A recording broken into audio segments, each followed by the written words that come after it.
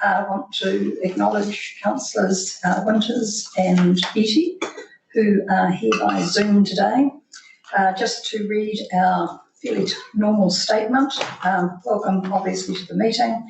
Just to remind everyone that we're currently working to be able to live stream our meetings, but in the meantime, we will be recording the meetings and they will be available on our website. The purpose, obviously, of this is to encourage greater transparent decision making and encouraging greater participation in our processes. However, we accept no liability for any individual opinions or statements, and the way we're doing this is in line with our live streaming and recording of meetings policy. To those members of the public here today, hello, you're not. No, is there any member of the public here? I haven't got my glasses on, so I can't quite see that far. So no, there aren't, but if they were, it would be a reminder that their presence would be recorded and consent taken as read.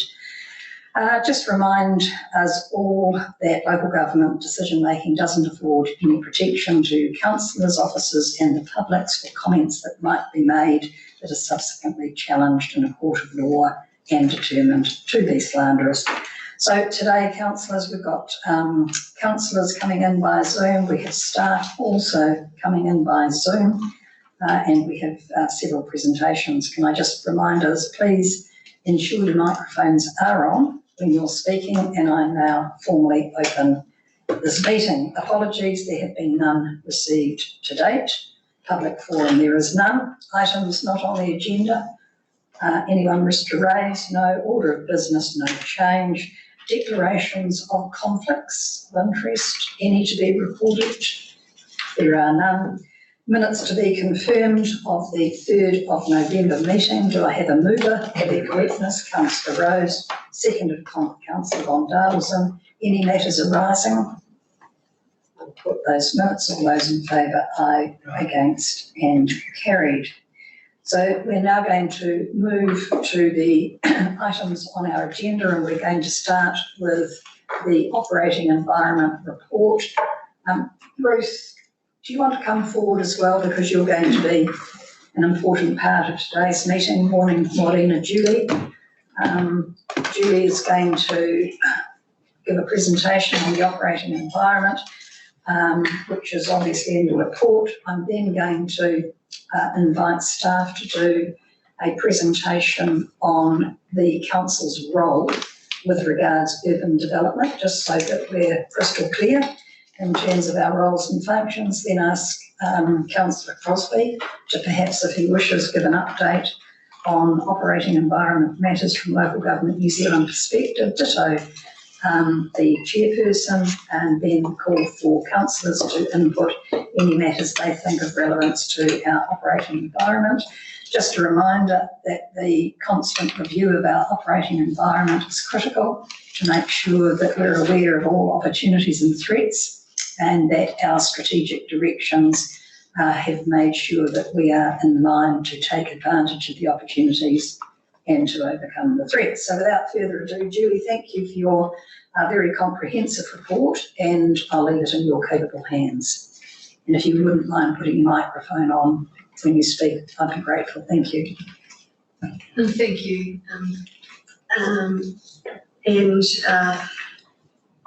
I was just going to really present about the RMA reforms, which actually aren't included in this operating environment report because they came out after the report was prepared for you. But just first of all, to just cover the matters that are in the operating environment, we've provided you with an indicative work programme for 2021. It's an A3 that you have attached to your agenda. Please note that the first half of the year has got quite a large list on it, and the latter half of the year, because it's indicative, when more things come through, that part will be updated. So every meeting that we have of the Strategy and Policy Committee meeting will provide an updated version to show you where things are, because we're still waiting for clarification about things like the NPS, Indigenous biodiversity, and when those might come in and so forth. So we provided you with that, and also we provided you with the with the table showing the potential RPS and regional plan changes going forward. So if anybody has any questions on those two diagrams, I'm happy to take those now before I move to the next matter that we covered. Councillor Nays. Thank you. I was looking for work on climate change in your indicative work program and didn't really see it unless it's hidden in something else. Because I do think, given the escalation of government policy and the work that's going to be coming out from the Climate Commission and the sign-off of the budget by the end of the year, I would have thought that we, as a council with an emergency declaration, would actually be considering that more than just in the operating environment report. Also, I found the different tables helpful, but I was a bit challenged in trying to integrate them in my head. So I'm just looking for one view of the truth, so that we're really clear about what we can expect to be considering on when. Yeah, so some of the things, for example, an update, the OSEC update is in the March workshop. But when will the policy development and sign-off work be done? So it doesn't all, I can't actually see how the policy is progressing through our work program in all instances. So they're just my comments on that. Thank you. We will add in some more information down in the non-regulatory policy in the May meeting. We have got the energy efficiency initiative, but that's a good point. We will, I'll talk with Stephen Lamb about when there's some other reporting to be coming through in terms of that. And in terms of the update on the OSEC direction, that's something we'll be wanting to discuss at the workshop, and that's why it is included in the timeline here. But this timeline is just indicative, it could well change. So the OSEC is something that we want to discuss in the March meeting. We're just preparing reports on that now. So I guess my point is it would be great to have one place to see everything. I know that might be quite busy, but just gives us as governors confidence that we've actually got a work program that's fitting everything in and sustainable, and if it looks horrendous, then we need to be saying through. So I've got Councillor Crosby and then the chairman. Morning, Julie, and thank you for the report. I'm not sure if this is the right time to raise the question, but I think it is. In the light of proposed RM reforms, which are starting to shape up now, at a national level, there's quite a high level of concern of the continuation of existing processes that may not necessarily align to the proposed reforms, and therefore a considerable amount of waste of time, effort, money, people, etc., etc. Now, I know this is early days in RM reform, but it is becoming a huge concern, and you're talking millions of dollars. Even for this organisation, I have no doubt we're talking hundreds of thousands of dollars of potentially wasted resource going down the wrong track. Not deliberately, but keeping good faith to existing processes. Do you have, this is a hard question, one, I'm sure you're aware of that, but how are you attempting to manage that at the early stages of the structural part of the RM reforms? Yes, that's a very, very good point, and that is an issue that we've been discussing internally, but also regional sector groups and so forth have been discussing where that is. Certainly the biggest part of our work at the moment and the package is in the freshwater space, because obviously our coastal plan is newly operative, and our air plan is operative, apart from the one matter that we're just waiting for the decision from the Environment Court on. So the freshwater is one of the core components of our regional resources plan, and hence we are thinking in the wider sense, because the essential freshwater package that we are doing does include the review of other chapters within the regional plan. Nearly all of them have some link to freshwater, but some of them are not specifically focused on freshwater. And so we are looking at that so that we can work that through, and then hopefully that will tie better with our understanding of the RM review. I do actually have a presentation, and actually seeing as this question's come up, let's do that now if you can, Jessica, which just sets out the main, and if we can just go to the second slide, thank you.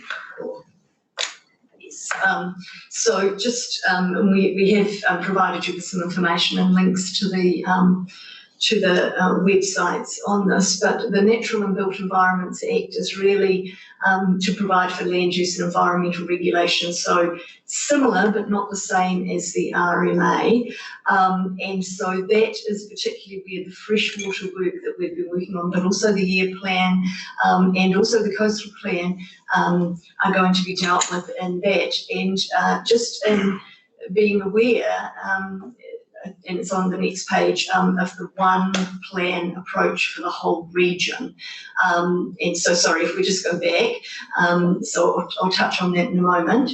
And the Spatial Planning Act is at the broader sense of how we integrate the other legislation, so particularly the NPS urban development, but also tying that very much into transport, multimodal, etc., pulling that all into a strategic planning act.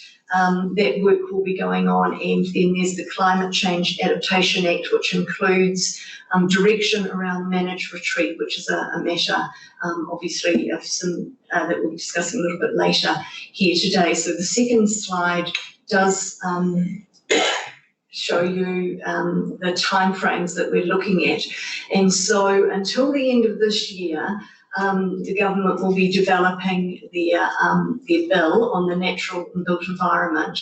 They are proposing to put an exposure draft out in theory in May for presumably feedback, etc.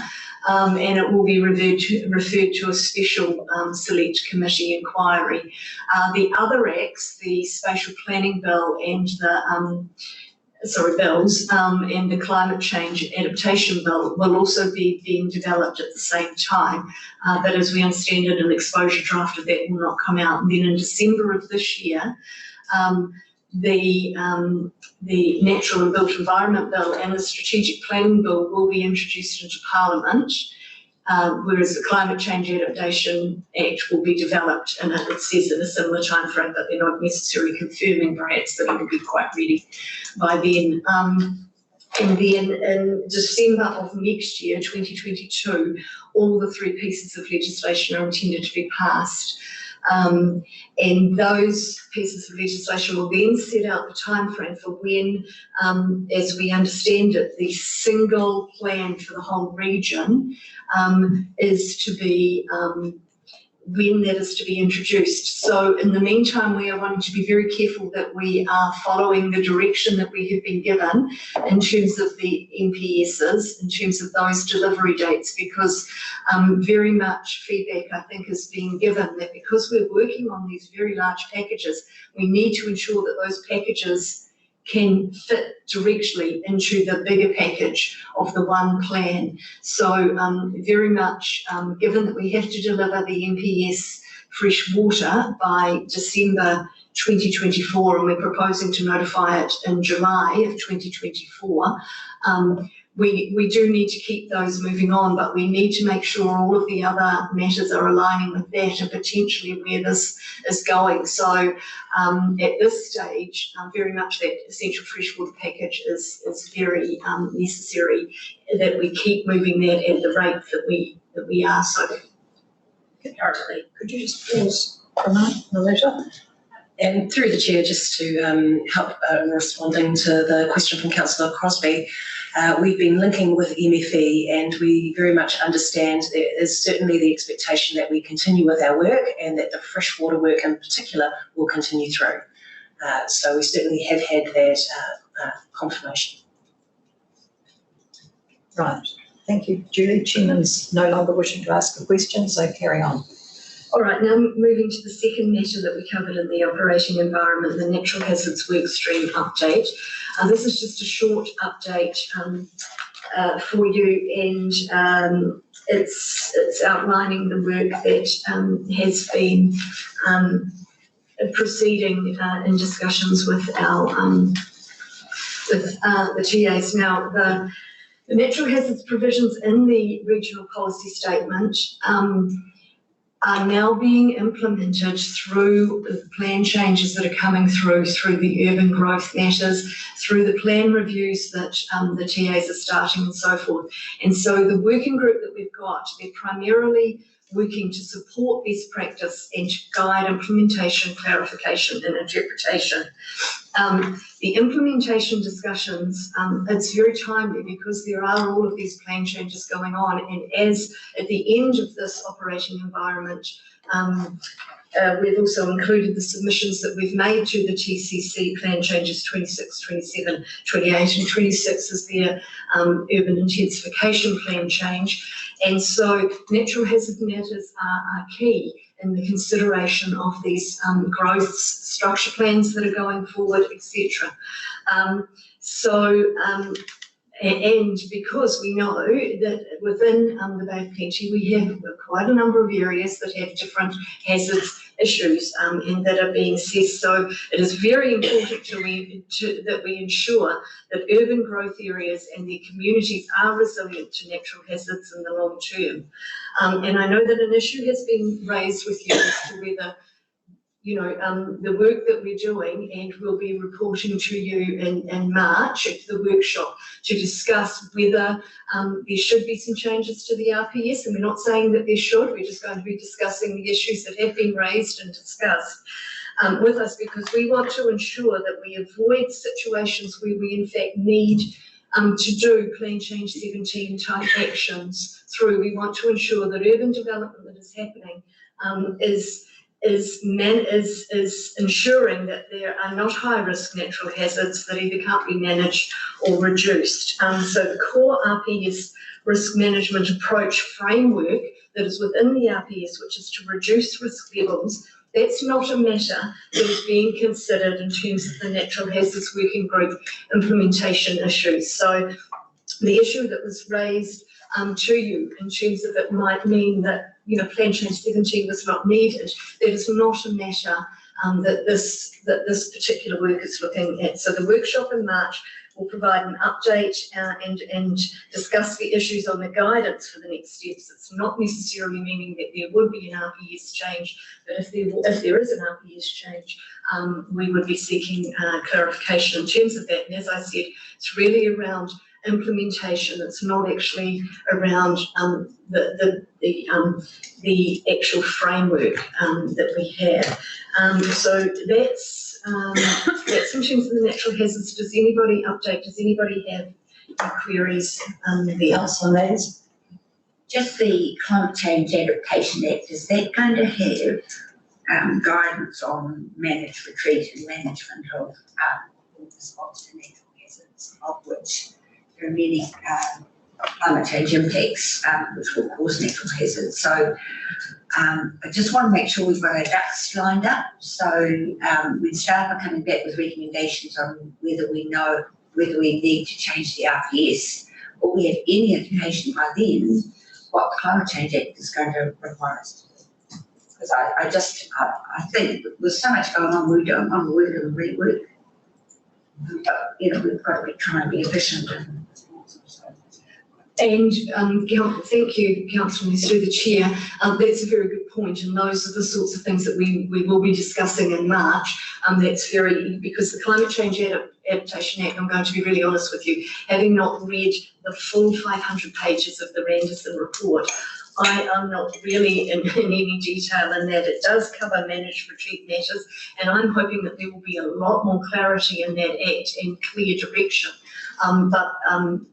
I don't know where that sits currently at the moment, and that is a matter that we absolutely will need to be considering in terms of whether we need to change, whether we need to make any changes to the RPS natural hazards at this stage, or whether we wait for clearer direction, etc. So that's a very good point. Thank you. Could I just make a comment? And I think that we need to actually stop and say there's been an incredible amount of work that's actually gone in by TLAs, particularly Tauranga City, in this space. They are to be applauded for that. I think being on the RPS, when we looked at this whole natural hazard risk, it's proven to be that we set some good benchmarks, and I look forward to what's going to come up. But I have a question to you, Councillor Crosby. And my question is, what's been the reaction generally, if there has been one, to the RMA one region, one plan? I was going to touch on that in my update, but might as well now. Early days yet, but two key concerns. One, will it make a difference? That's a big question. Will these reforms actually make a difference? And secondly, the concern with the one plan per region is twofold. One, who will actually administer that one plan? And if it's to be the regional councils, well, that will cause some significant political issues. And secondly, the bigger concern is really about the one ongoing removal of the local democratic process and local input, and I mean really local input into these plans, and the ability for the local communities to influence, have a say, react, etc. So those are the two key themes coming through of the proposed regionalisation of planning. Thank you. And thank you. Those are exactly the issues that we have identified, Councillor. Councillor Bond Adelson. Am I correct that Minister Parker only this last week said that this is a staged approach, and that the third act, the Climate Change Act, actually Parliament won't be actually looking at that until probably 2023? I'm not aware of that, but thank you. We'll have a look into that. But as I showed on that screen, it is the climate change one's one that we had less clear direction about when that might be coming through. You're talking about working on it at the same time. Thank you. And just thank you in terms of what you were also saying, Councillor Thompson, in our submission, which is also attached to this operating environment that we made to TCC, we did acknowledge in our covering letter that the Bay of Plenty Regional Council acknowledges the substantial work undertaken by TCC to assess and map various hazards for Tauranga City and across the Bay region in terms of the flooding and those other things. And so this working group is proving very useful in terms of everybody understanding the issues. And also, as we outline in the agenda, it is the Bay of Plenty Regional Council's we are to deliver certain modelling, coastal inundation, coastal erosion, tsunami, liquefaction, active faults and volcanic activity.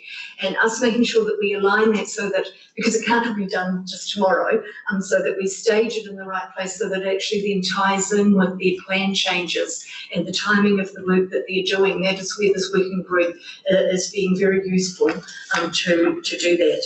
So the next thing on the agenda was the National Climate Change Policy Progress, and that was really just an update on the last direction from the government. And then we've also attached the Territorial Authority boundary change, just so that you're aware, at Tauriko West, and we've provided a copy of the TCC Plan Change 26, 27 and 30 submissions. So that was my presentation. So now. So any other questions or comments before we progress, Councillor Brunning? Yes, I might have my facts wrong, but the Climate Change Commission and Dr. Rod Carr, there was some fairly hairy stuff in there. Can we have an explanation of that, or are we going to submit to that? I understand it's open for submission. we are, and that's a good question in terms of where are we at with that draft submission. Through the chair, the draft is in progress, and I'll be able to get an update to you shortly. Just need to text someone and I'll let you know. Just on meeting like current. Any other questions or comments before we move on? I have two. The RPS changes in processes, could we please have quite a bit more detail around the processes, where there will be panels, where there presumably won't be, and I think extrapolate out that entire RPS, change processes going forward.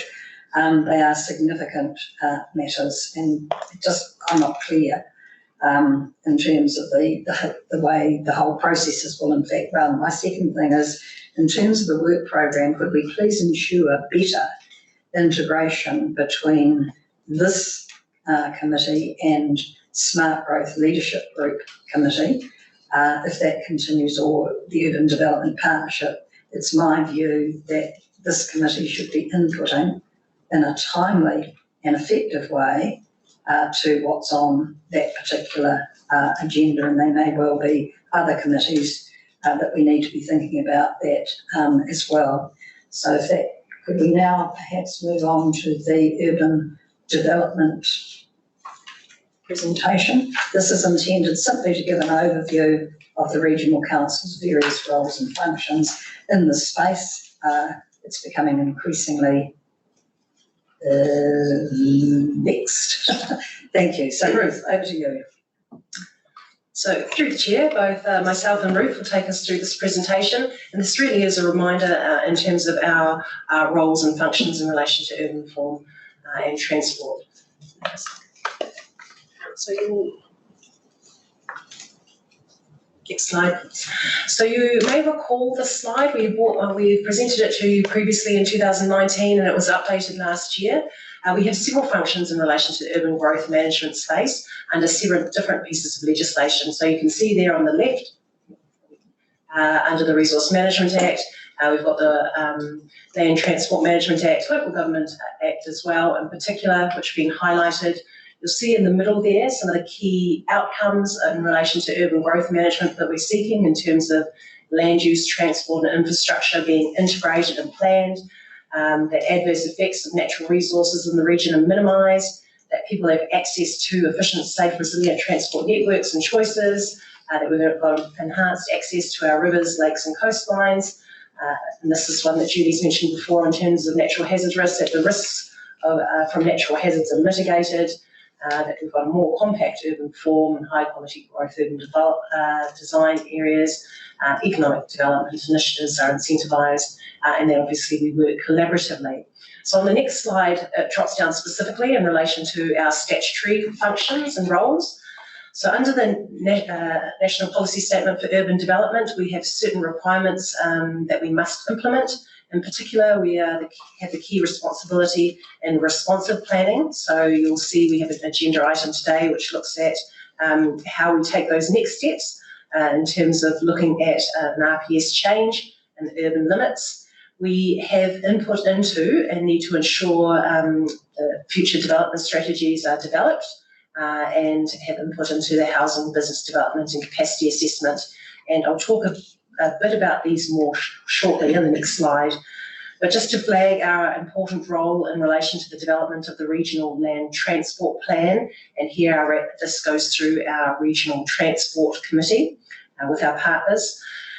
We are responsible for the development of the Regional Public Transport Plan as well, and you'll be seeing that come through shortly through the Public Transport Committee, and our responsibilities in terms of the regional policy statement, both in terms of integrated management, natural hazards, and urban growth policies, to name a few.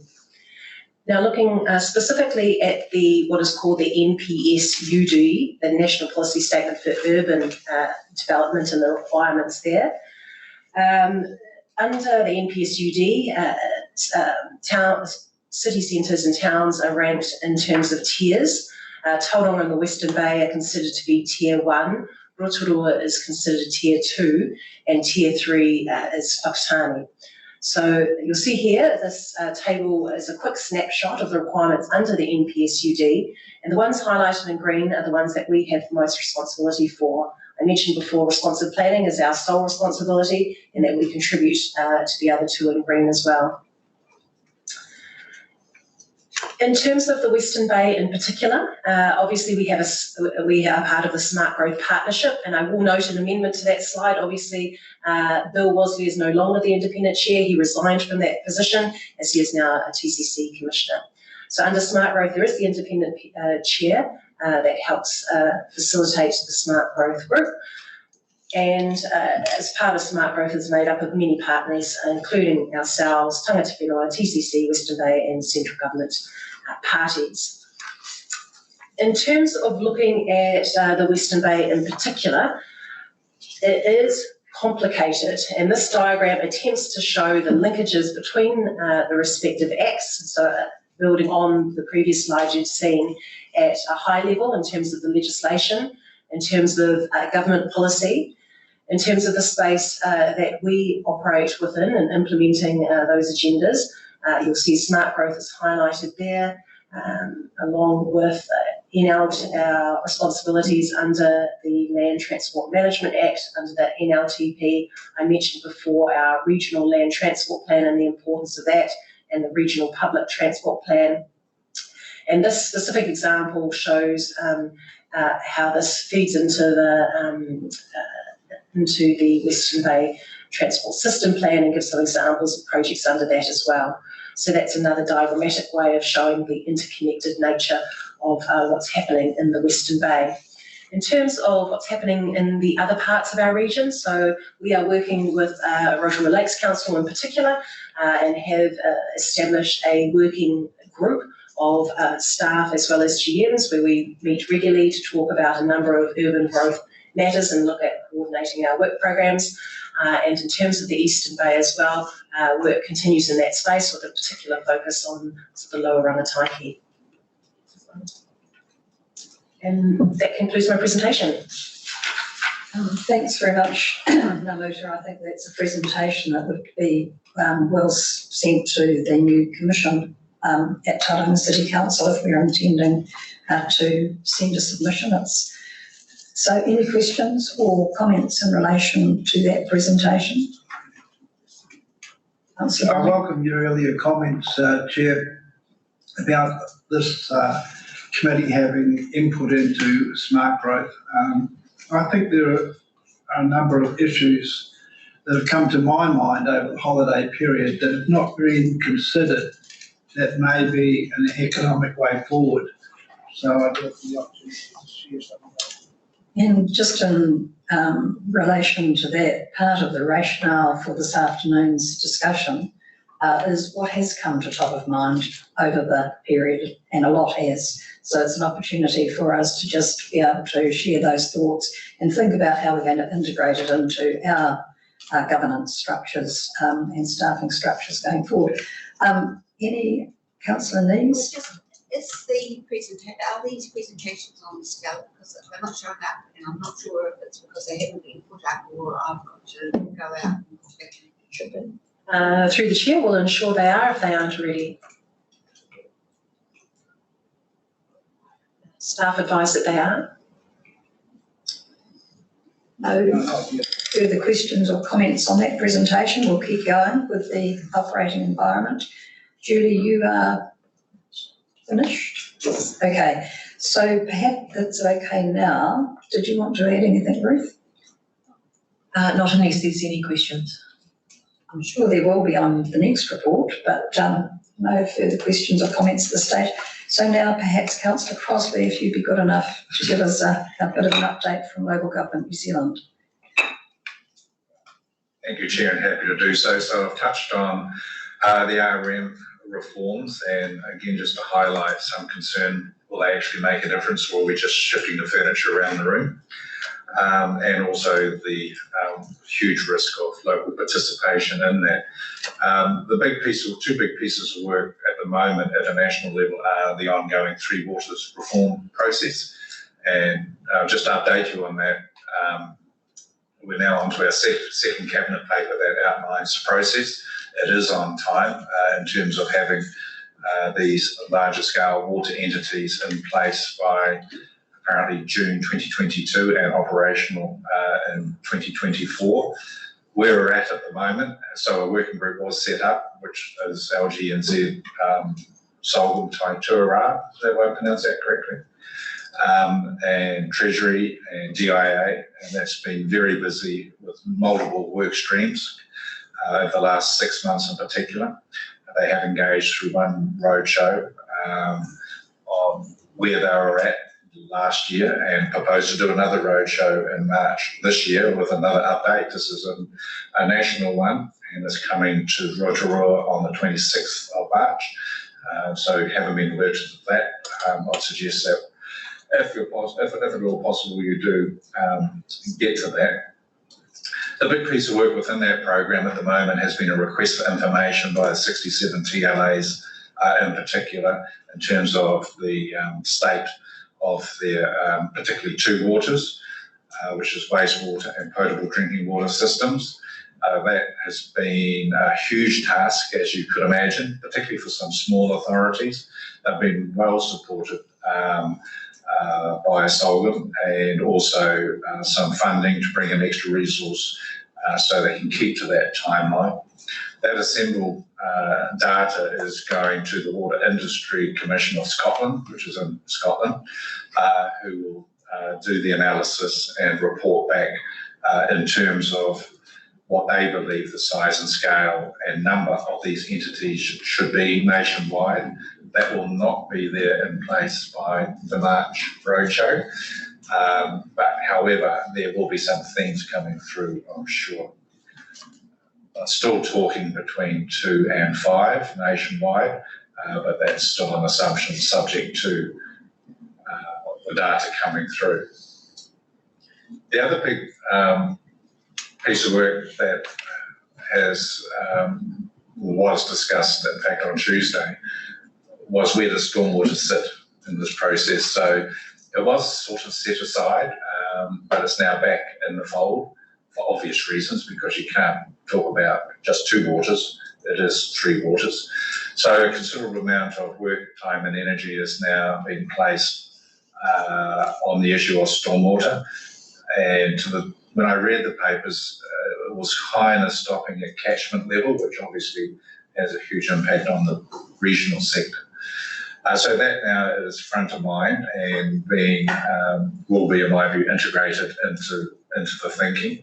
And that really does change the dynamics, because wastewater and potable drinking water systems are generally networked, whereas when you start to bring in stormwater, it's partially networked, but there's a whole range of other issues of overland flow paths, private property rights. It just goes a lot bigger.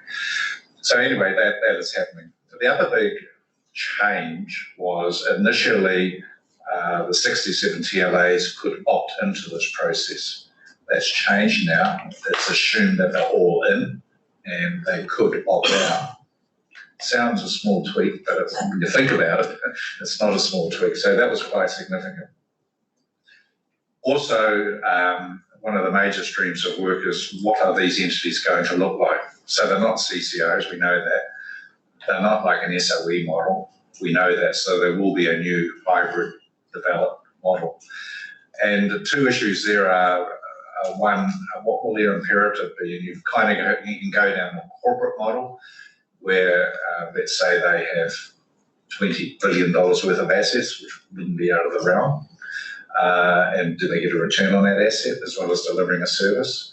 Or the more traditional local government model where you deliver a service effectively and efficiently. You may generate a slight surplus to manage your overs and unders in this space, and that's yet to be determined. They seem to be leaning towards a more traditional local government model where you deliver a service effectively and efficiently and best value to the customer, as opposed to the pure corporate model. Of course, in there is still the issue, which I think is going to be challenging later this year, that there will be cross-subsidisation. It's inevitable. So in other words, if you had a scenario where one of these water entities could be Bay of Plenty, Waikato, all the way down to Taranaki, or potentially even to Wellington, over a period of time, there'll be enormous cross-subsidisation. That's just the way the model will work. And you could start to imagine the prioritisation for renewals, prioritisation for new growth, and the ability for shareholders, if that's the model, i.e. councils, to influence that decision making. So these are some of the kind of issues that are being worked through at the moment, and there's a whole range of them. So a big piece of work on time, nervousness within our sector. I think it would be true to say that the larger cities sit more comfortable with the reforms than the smaller authorities, who are very nervous about this and what it might actually mean for them. Because to give you an example, for some of them, it's up to 30% of the whole operation. And if stormwater is to be integrated, it's a big issue for them. So they're quite nervous, understandably. But however, I have to say, there's been a lot of quality work being done without breaching confidentiality. On a weekly basis, there is good engagement and communication to the whole sector. CEs are heavily involved at a technical level, and there's a governance structure as well. So that's Three Waters. It's making good progress, but we're definitely getting to some challenging times. I'd suggest around April, May, when there is a determination of the lines on the maps and the boundaries comes to the fore. Alongside that is another big piece of work that's just starting, is what we call the future of local government. Some call it the reimagining of local government, some call it the future of local government. And this was triggered in part by the Three Waters project. And the Minister had acknowledged this some time ago, so it's not new, that if it was to be the transition of up to at least, and I'm only talking to Two Waters here, this 60 billion plus of assets into somewhere else, it will leave a big gap for some councils in terms of their operation. Also, that if you look at the Local Government Act, there's a lot of flexibility of what councils can do. In fact, there's very little that they can't do. So they are told to do certain things, and ultimately they do have the power of general competency. And with the four wellbeings now being re-entrenched into it, many councils, and I was talking to Councillor Metamawano about this before, have for some time and are now ramping up their involvement in the broader four wellbeings. So in other words, they're reacting to their community needs. So what could be happening up the far north could be different to what's happening in Invercargill and everything in between. And this is in the space of community support, community housing, community wellbeing, community safety, community health, etc., etc. We know what all the issues are. So again, it's another trigger for this work on the future of local government. So where are we at? At the moment, we're just considering a paper with regard to structure. How are we going to start this conversation in the first instance? And that's very important. And who's going to do it? So again, there's been some work done by LGNZ, DIA, and Department of Internal Affairs, who would lead this from a government perspective, and also Solvin. And there has been a draft terms of reference drawn up, and that's under negotiation, as well as the actual process, the who part. I think the why is understood, why it has to be done, generally understood, but the who part is yet to be done. And of course, when you look at RM reform, Three Waters, future local government, a range of other things, where's the integration in all this as well? So that's even a larger overlaying conversation. But what I can tell you is that these things are moving at pace, and there's not a day goes by where something new crops up, or new topic, and or some issues around RM reforms, Three Waters, or future local government. So there is going to be an incredibly huge workload coming up, and I know Councillor Thompson's been highlighting this for some time. The reality is, colleagues, this is our new reality. And so we will be in a position as a sector needing to react quickly, competently, with good information from the officers and ourselves to engage in these very big processes.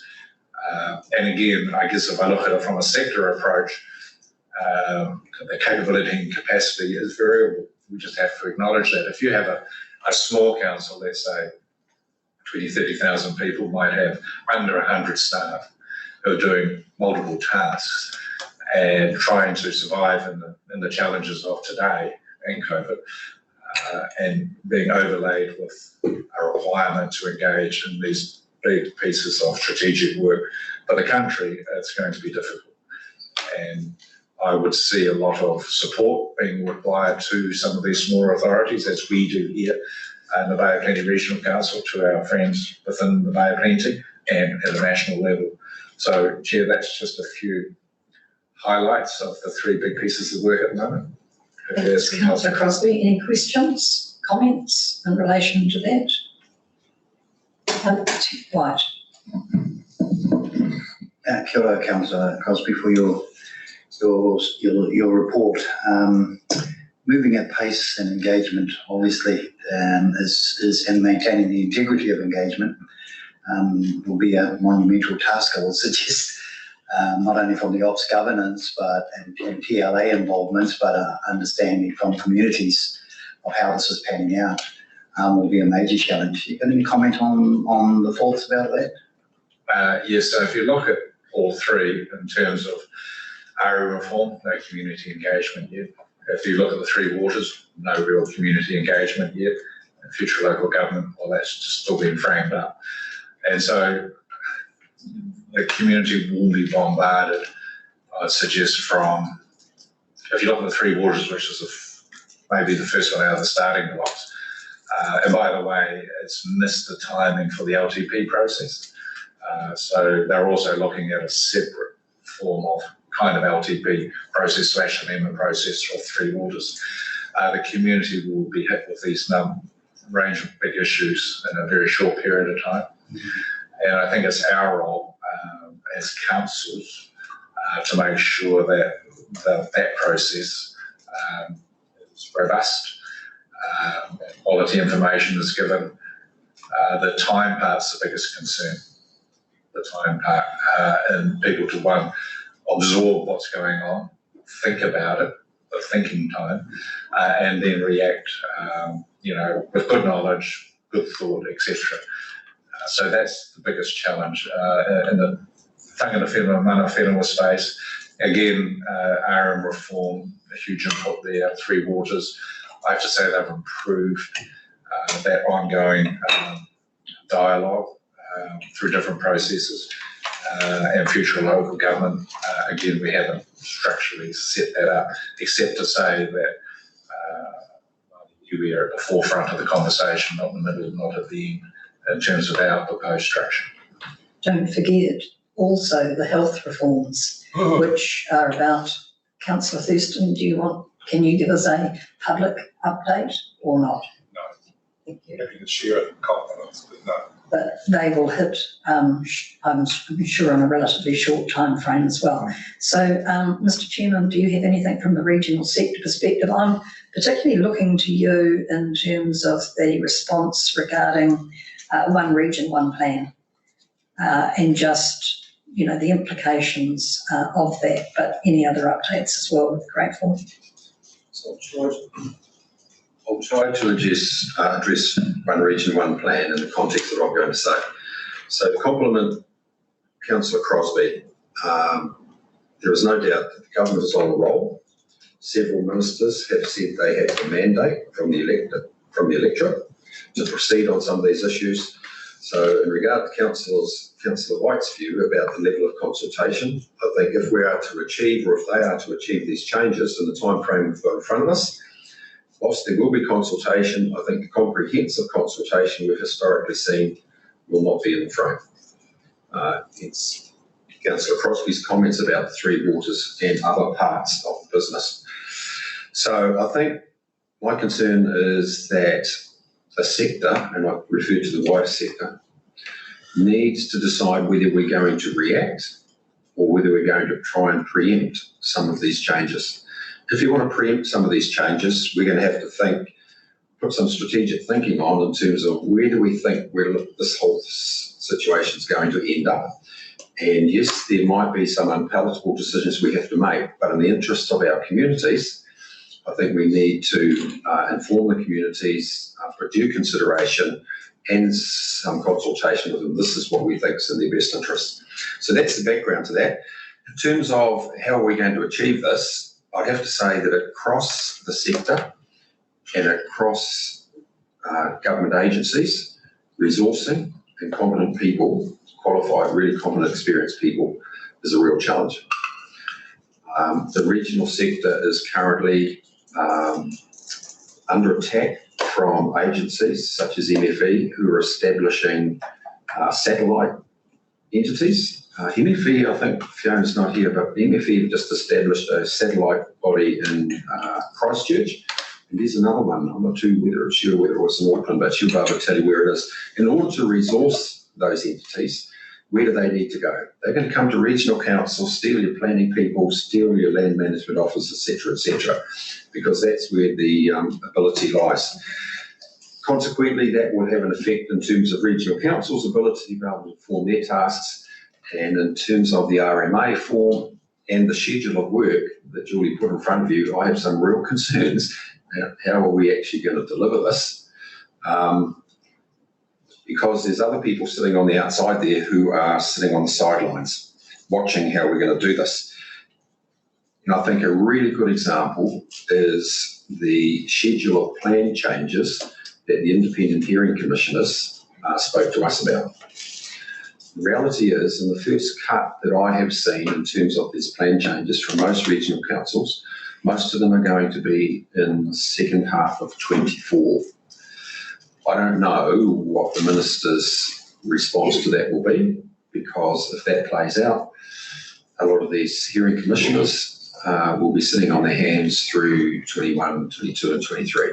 So I think that's a strategic issue the sector needs to think about, and maybe Fiona has at some stage can put in front of us what the current schedule is in terms of that. The other one that regional sector needs to consider is the level of collaboration between the regional councils and unitary councils, whether it's science or whether it's planning or whether it's process. I think we have to learn from others, and I think in terms of the first plan changes coming up to the RPS is Otago Regional Council. So I think we need to be on top of the process that they follow to see whether lessons can be learnt. The other one is in terms of science, and we've had previous discussions about the capability of the sector to make informed decisions in terms of some of these plan changes based on science. Historically, the regional sector, as you know, through the MPS policy development, had secondments into MFE. Again, we're puffed in terms of individuals, but I think that's an issue that if we are to get traction in terms of good policy being written, especially in terms of the NES, we've got to have people from coalface advising some people who are writing these plans. And the other big bit of work that's going on is what we refer to the FIG, which is the Freshwater Implementation Group. And I'll make some comments later in confidence in terms of where we've got to with that. So I think there's an appetite that in terms of the RPS, that there will be a regional plan change in terms of the RPS, although I have seen some evidence that there will be some part, and then they'll go back and revisit the plans. But I think the strategy here is to have one plan change for the RPS, and then the sub-plans in terms of the rules around different catchments will play out after that. Thank you, Mr. Chairman. Any questions or comments in relation to that? Councillor White. Just comment on your comment about whether we react or preempt. Obviously, that's a conversation that the council's going to have, because I think it's a very strategic one to have. Do you have a sense of that particular positioning? The Minister has made it quite clear, I'm referring to the Minister of the Environment in particular, but there are other ministers involved as well, that if regional councils don't deliver to the expectation of the Parliament and probably the community, then he will make changes to ensure that it gets delivered. And I suppose that's the strategy behind that. You know, where do we think this is going to end up? What is going to satisfy the Parliament? I would have to say that in dealing with the Minister for the Environment, he has his views, but he is also reasonable in terms of listening to logic, good science and common sense. And it's up to the sector, in my view, to put a position in front of him that if he's got one view, then we need to change him to the other. And the big challenge there is these implementation and NES rules in terms of what we have to play out. And I think that flavour also flows through to issues around three waters, as well as other challenges that local government New Zealand's facing. We've got to say, and I think we've all acknowledged in the past, that the status quo is not sustainable. Well, if it's not sustainable, what's our view going forward in terms of where we think we should get to and how? And so, in summary, the purpose of this is for us to now say, so what? Are the strategic priorities and directions that we have already identified, are they still appropriate going forward, given what we now know is a much more dynamic operating environment than probably was 12 months ago? So that's the so what question.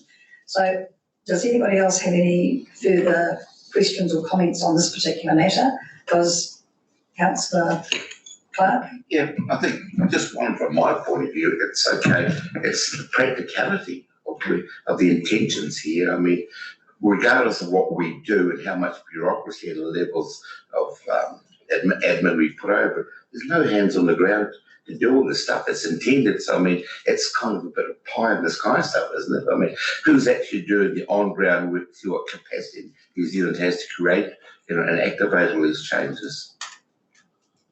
The issue is, so what? And what I would like to ask Fiona and Namuta is for us to be able to just pause for breath, absorb today what we've heard, and I want to thank everyone for the contributions, and then maybe come together as an appropriate forum for us to be able to simply say, so what does that mean? Are our strategic priorities and directions and actions still appropriate to the operating environment, or do we need to tweak? So could I ask that some kind of workshop be held on the so what question going forward? And I have no doubt, Councillor Love, that through your committee, you'll be putting a very close risk, microscope over top of this.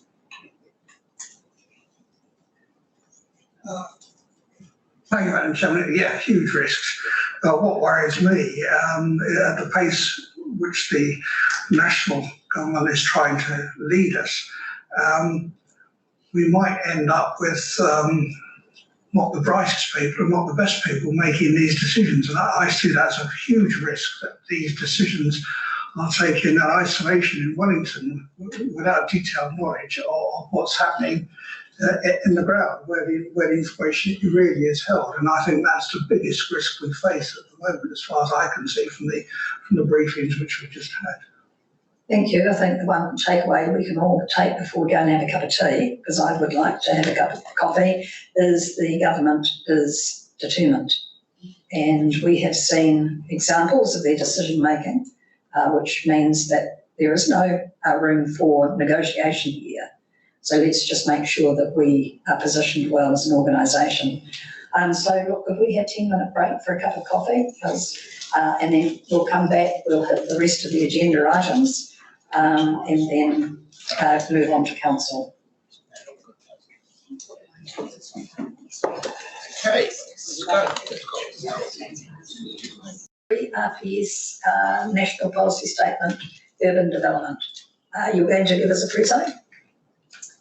Yes, there's a short presentation. I'll just hit the highlights, being aware of the timing, and also I'm aware there's probably a lot of questions about this particular item. So just a key thing really is that things have evolved. Obviously, we're in a fluid environment with RM reform and upcoming SPAs and things like that. So things have, I guess our thinking about the process has evolved, or the scope of this RPS change have evolved since the report has been concluded. So I will just highlight those as we go through. So the main thing is that we have to do this RPS change to include responsive planning criteria or requirements into the RPS. While the guidance says changes are to be made as soon as practicable, what that means is we have to do something by 20th of August 2022, so which is unfortunately before the new RMA for reform bill and the SPA, the Strategic Planning Act, will come into play at the end of that year. So we're suggesting obviously a RPS change process that will involve obviously treaty principles and involving Hapua iwi and Māori Land Trust in that preparation of that plan. The decision required today is really around the process to implement but to do the formal planning process around this RPS change. So whether it goes through a full Schedule 1 process or a streamlined planning process. That does not cover off the pre-development process, which is very fluid and hasn't been scoped or defined yet, but we can certainly include any comments that you may have around how we develop that RPS change. In terms of the scope of the RPS change, those are yet to be kind of nailed down. We're very aware of defining what is in and out of this RPS change in terms of also managing the risk around that, and picking up from Councillor Crosby's comment earlier around not doing things that might take us too far down a track we don't want to go down, or will just take up too much resources. So we really need to be clear about what we need to do versus what could wait till after the RMA reform comes through, for example. So basically this RPS change would only look at the urban and growth management provisions in the RPS, and as a minimum we need to include new responsive planning criteria or policy. There'll be some consequential changes from that, and in terms of the Western Bay we do need to amend the urban boundary line. Whether how far that is and what we do is needs to be discussed and defined. So we want to be fairly straightforward with this RPS change going forward. In terms of the decision, I guess we're looking for today is whether the committee will approve us going for a streamlined planning process or a Schedule 1 process. The pros and cons are pretty much up on the table here. This is, of course, the formal process for around the notification of the RPS change. In terms of why staff are recommending the streamlined planning process, the basic reasons are the RPS, potentially the requirements are quite limited in scope in terms of the changes to the RPS. We are required to do that RPS change under the National Policy Statement for Urban Development. We will focus our consultation before notification on key stakeholders and other groups that would be interested in this particular change. Also, just to note, we have used a streamlined planning process in the past, and that was for plan change 4 to the RPS relating to including Tauriko West in the urban boundary. That used independent commissioners at the time, but if the committee decides, the committee can either decide to put independent commissioners or councillors on to a hearing panel for this particular process. Ruth, can I ask you a question, please? I believe, and this is a personal opinion, this is an extremely important RPS change. It might look quite simple, but this is about accommodating out of sequence urban development proposals. And I draw everyone's attention to the UFT maps and the blogs thereon in terms of potential sequencing. My question to you is, given the scope, the work around the scope of this has yet to be done, do we have to make this recommendation on process today? Not necessarily, Chair. We could do some more scoping and bring the same decision back for you to make at the next Strategy and Policy Committee. We can continue on with our scoping and our development process, and then the formal process can be decided on at a next meeting. Thank you, Chair.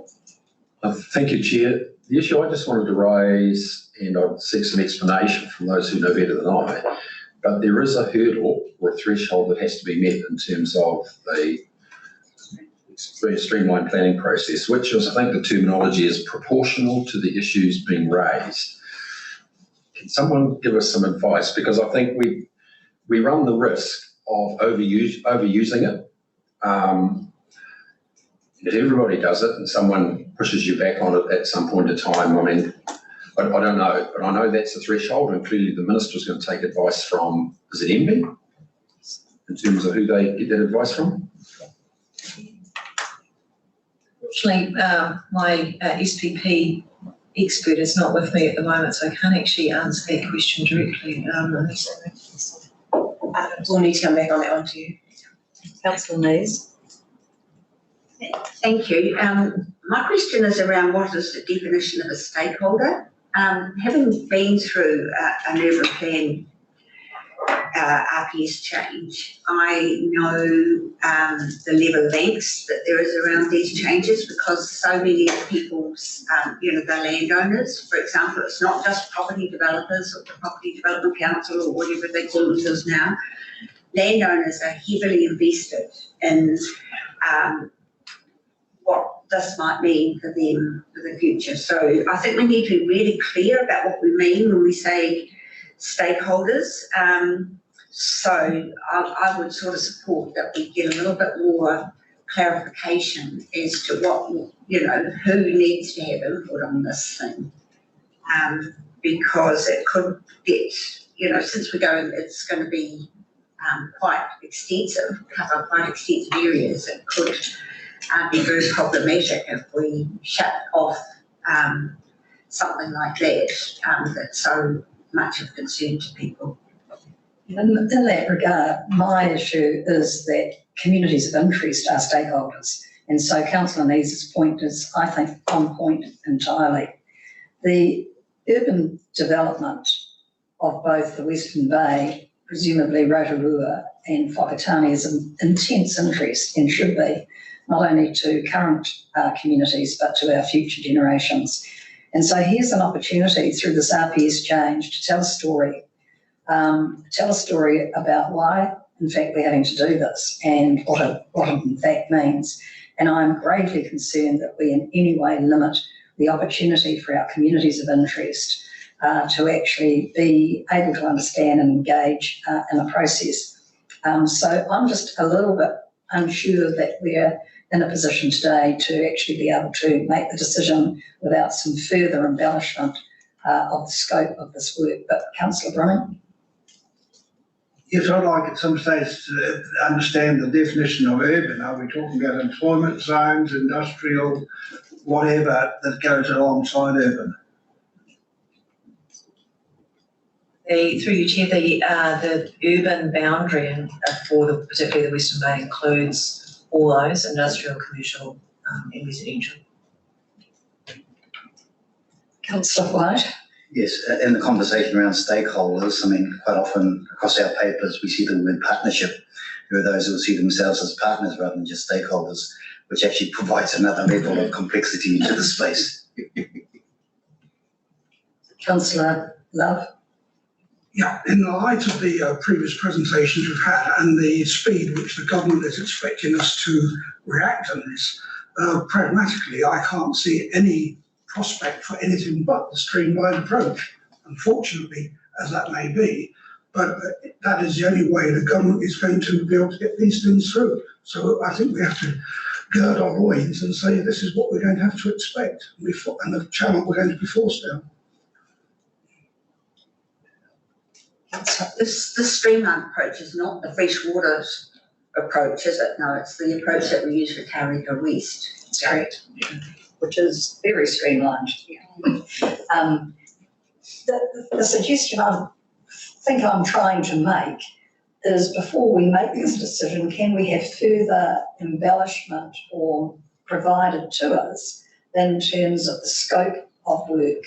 I probably tend to agree with you, Councillor Love, that pragmatically, but I'm gravely concerned that this is an opportunity we shouldn't miss to engage and enable communities of interest to also have an appropriate opportunity. And if that's through the preliminary work that's done, so be it. But I just think this is an opportunity not to be missed. Councillor Von Dardenson, did you wish to comment?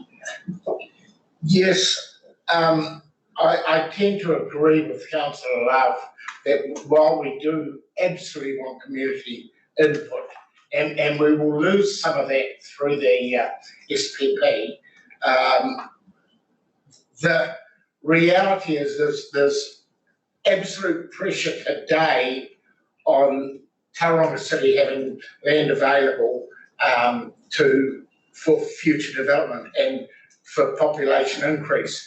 The issue then arises up or out, and if we go out, there's even increased infrastructure costs associated with going out, and who pays, because growth doesn't pay for growth. So that's a big issue. So you would say the SPP is the preferable way to go, but we will get lumbered with it becomes out of our hands then. But I don't think personally that we can make a decision, await a decision for another 3 months I think we've got to show some leadership in this. And is there another way that if we delayed it, that we could bring it through like a special meeting or something? Yeah, I just don't want to see us deferring decisions that are going to have absolute outcome issues with our city and region. I acknowledge Councillor Winters has a question, but I believe there's a compromise. And I think the compromise is that we need to make sure that in the preliminary work that's done, in other words, getting the scope, because remember the criteria for dealing with out of sequence development opportunities, that criteria is the critical part of the work. And it's how we actually develop that to my mind is absolutely critical. The end of the process, the SPP, if we've done the front part really well and robustly, I think there is an opportunity for good compromise. Councillor Winters. Yeah, thanks, Madam Chair. Like you, I'm a bit nervous in listening to the debate this morning from the Chair and Councillor Crosby and the RMA reforms. I'm just wondering if we are out of sync. So my question goes to Ruth. What's the latest that we can make this decision to get to either have a streamlined process or a Schedule 1, rather than making it today? We have to notify an RPS change by August 2022 to meet the requirements of the NPSUD. So there is, I guess, quite a bit of time to actually decide what end process to use, whether that's SPP or Schedule 1. Then I guess if you leave it too late though, you tend to get clogged up with what the RMA reform and the new Natural and Business, Natural and Built Environment Act and the Strategic Planning Act that will come out at the end of 2022 and I guess consume a lot of resources and time and energy. So there's pros and cons to everything, but they have got some time. I guess the key thing is getting the scope and the consultation and the engagement up and running, and then there is some time to decide whether you want to use an SPP or a Schedule 1 at the end of that development process. Thank you. You're okay, councillor Winters? Yeah, just go back into the Minister of the Environment approves the shorter process. Is he likely to do that if we go for an SPP? Absolutely. As the Western Bay, and particularly around where the critical factor is a fairly high growth area, I would say yes, they probably approve it. Okay. Councillor Crosby? Yeah, thank you. My understanding is, and may be wrong, that many of the component parts have already been gone through quite a robust process. So if you're looking at Taronga, for example, Tauriko West, Titumu, etc., Compact City, well down the track, Rotorua, some of the work at Tinai Road, etc.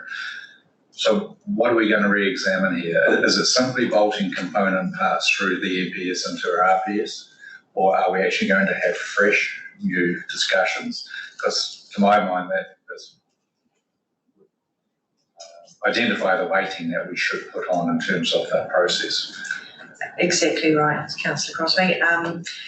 So yes, there's AFD that has identified those areas.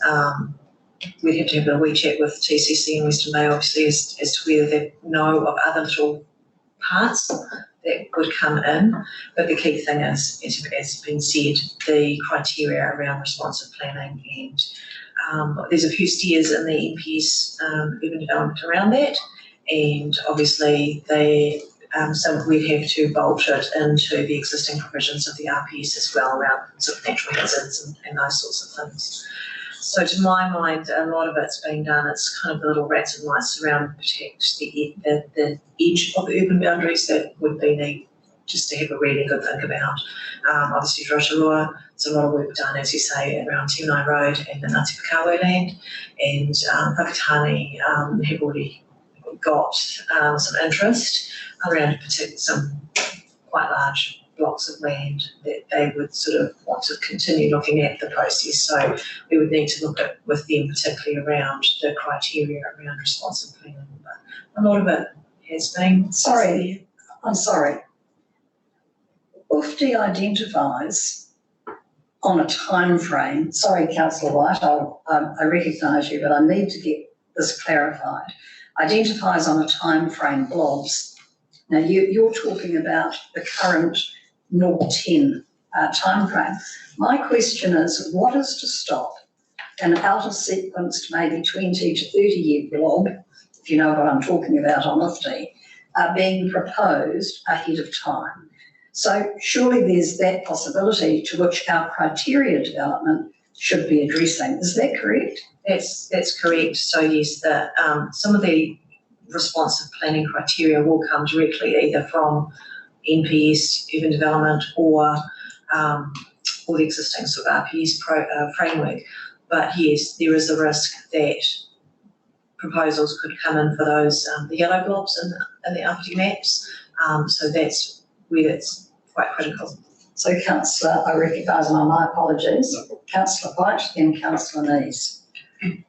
Yeah, just make the comment that there seems to be an air of pragmatism around streamlined planning process. And I think it seems to me to be inevitable that may well come to be. And we've got time, as you say it, but then again, I say, and I'm looking at what Chairman Leader said earlier on around do we preempt or do we react? I would argue that there's an opportunity to preempt here and to get up front the engagement processes right. And then move that forward. You know, we can do that now in the lead up to whenever it's going to happen and just preempt it, because it's the right way to do it. Make sure, and I think you made the comment, Chair, about making sure we get it right up front. And I think that's the opportunity for us leading into, in my view, the inevitable that this will happen, given all the comments that have happened around the complexities and the time and the pace of other things. Thank you. Councillor Nees. My concern is, and I'm just trying to recall the discussions that we had over Tauriko West, where, and I'm not sure whether it was with the Commission, Local Government Commission, or whether it was any other process where Tauranga City staff member just popped up and said, and why don't we add this area in as well? And that was taken quite seriously, and we were only very fortunate that there were people that knew the area that pushed back, said, no, we don't want that. So my concern is there's areas in Ufti that have had no development feasibility work done.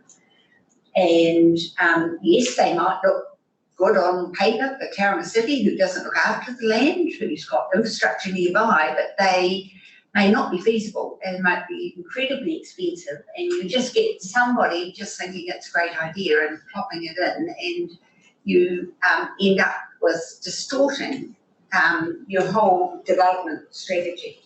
So I just want to be sure that we've got the right process and that we've identified who are the right people that are going to be party to getting a say in it. Because otherwise I think we might end up with something that is going to have huge unanticipated consequences. So Ruth, is there any other feedback? Because I think we've probably given a good amount of feedback. It doesn't seem to be anything in the proposed recommendations that wouldn't capture or should capture everything that we have talked about. So are people comfortable, given you've taken on board what you've heard the council saying? And is there anything, either Namuta or Ruth, you think, or councillors, if we were to endorse these recommendations in principle, having heard the discussion today? I think the recommendations can cover that, and certainly the key thing is coming back to the committee with a honed scope and consultation engagement process and plan. And just to note to Councillor Nee's comments around infrastructure and things, I think that's a key component that needs to be in the responsive planning criteria. So those sort of situations are avoided if possible. Thank you. I've got Councillor Brilling, then Councillor von Dalton. I'm happy with that, as long as we tie it in with our earlier conversation about bringing these ideas, our own ideas together and having a discussion around feasibility of something. Councillor von Dalton. I have no objection with the recommendations as they stand, because it's agreed in principle of using both. And so we're not tying ourselves to either one at this stage, and it notes and receives. So there's not that much determination. I just want to make one comment with regard to your comments earlier about independent hearings, bringing in an independent commissioner. I've noted that this council has, in the last few years, leaned heavily on independent commissioners, and I just want to note that there is real concern by me with that, in that it is really important that whoever we get understands the issues of our city, our region.